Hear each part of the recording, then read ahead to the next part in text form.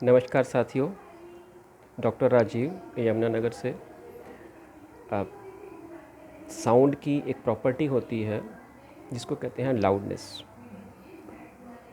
और वो डिपेंड करती है वेव्स की एम्पलीट्यूड के ऊपर। वेव्स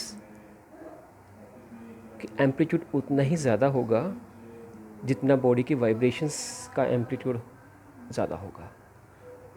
तो आप देख ही रहे हैं कि मैंने कुछ अपरेटस सेट कर रखा है अपने घर पर ही, जिसमें मैंने एक पेंडुलम की शेप में, जैसे एक पेंडुलम होता है, एक धागा लिया हुआ है, उसको यहाँ से एक जगह से हैंग किया हुआ है, और नीचे एक थर्माकोल की बॉल है।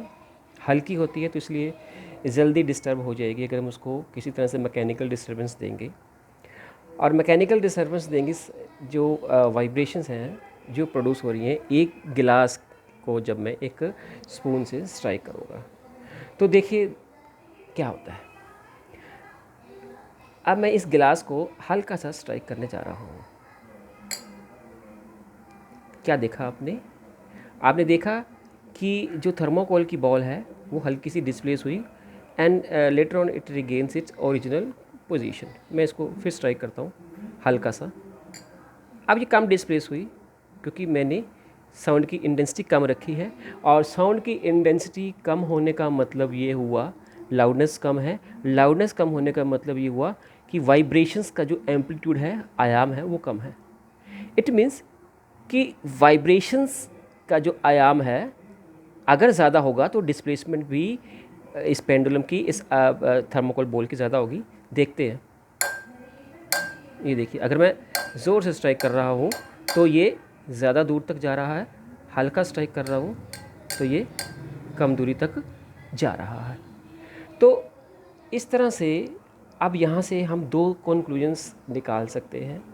नंबर वन, अभी जो परसों ऑनलाइन प्रोग्राम में एक मेरे कोलीग कह रहे थे कि हमें वाइब्रेशंस नज़र कैसे, हम कैसे बच्चों को बताएं कि वाइब्रेशंस से ही साउंड प्रोड्यूस होती है।